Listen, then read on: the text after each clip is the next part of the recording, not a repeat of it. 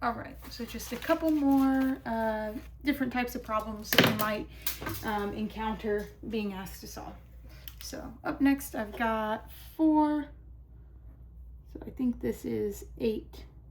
4 to the 2x equals 8 to the 4 minus 3x. All right. So for this problem, I noticed that we have, so this is an equation, right? So we're dealing with that. That keeps it a little bit simpler. Where are our variables? So our variables are in the exponent. So variables in the exponent tells us this is an exponential equation.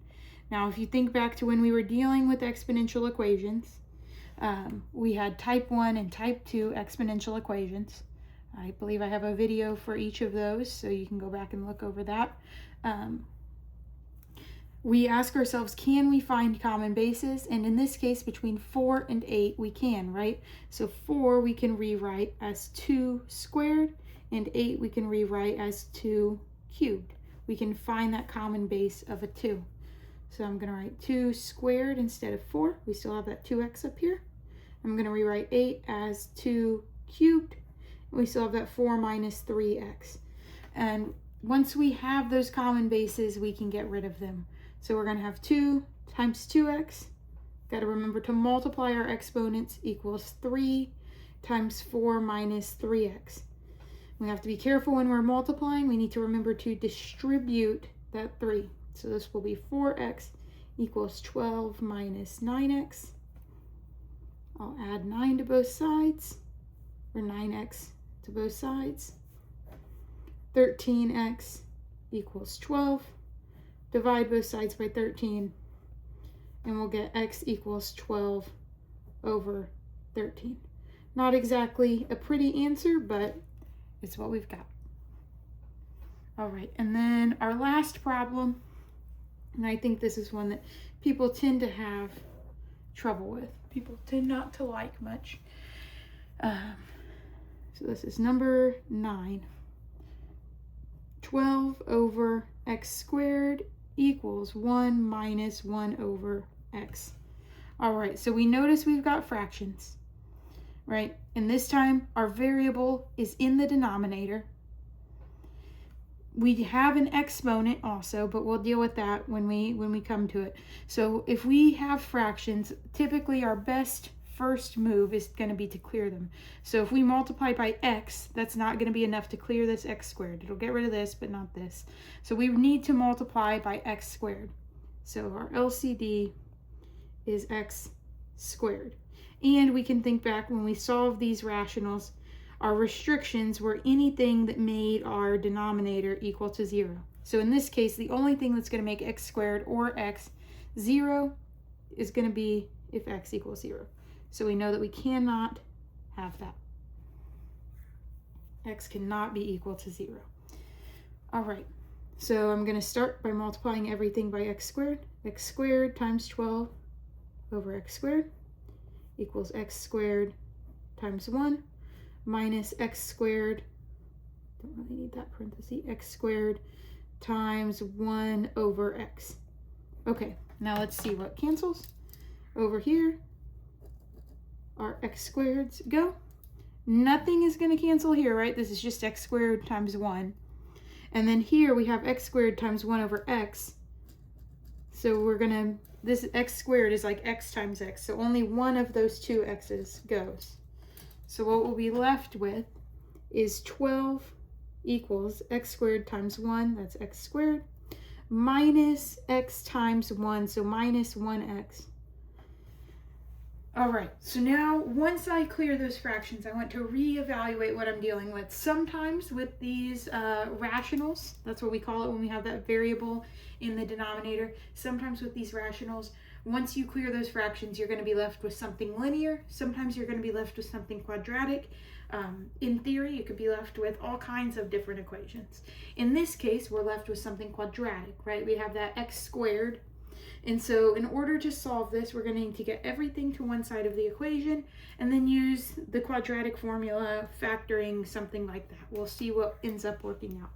So to get everything to one side, I'll subtract 12. 0 equals x squared minus x minus 12.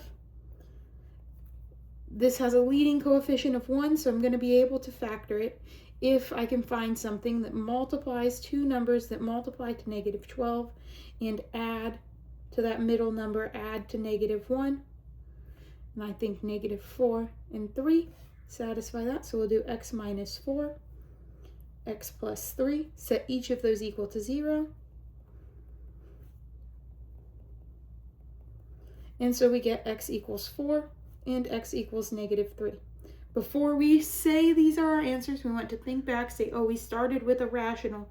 With a rational, let's make sure that that doesn't involve our restrictions. It doesn't. In this case, we have x equals, or x cannot be equal to 0. Neither one of these are 0, so we are good to go. X equals 4 and x equals negative 3. Okay, so this is not everything that you need to know to solve every equation ever, but starting with these, making sure that everything you're doing is mathematically valid, you're observing where your variables are, observing what type of equation or inequality you're dealing with, where the symbols are. Everything in math, everything that we write means something. So figuring out what those things mean and how we can isolate that variable, right? That's what it means to solve. So going back to our questions, our goal is always get the variable by itself. And sometimes that's not that hard. Sometimes it can be pretty challenging. So just knowing how to approach these, usually it's going to be opposite operations, right? If you have a square root, you're going to square things. If you have fractions, fractions are divisions. So you're going to multiply everything, right?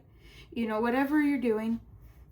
But of course, we have some other strategies. With the absolute value, we had to split it into two different equations. With these exponentials, we find common bases. We have lots and lots of different strategies and tools. That's really what algebra is all about. So just knowing how to use those, the only way to get good at algebra is to do it. The only way you can do it is just practice, practice, practice. And eventually you gain some intuition for how to approach these problems. And of course, there are other types of algebra problems too. Not everything says to solve. Sometimes you're asked to simplify. Sometimes you're asked to find a certain point, right? If you're asked to find the vertex of of a quadratic equation, right? That's a completely different path than solving an equation, right? You may need a formula, or you need to know how to find the vertex form, whatever method you use for that. But there are plenty of algebra problems that don't involve solving at all. If they do involve solving, that means get the variable by itself. And this can be kind of your guideline to getting started with that process. All right.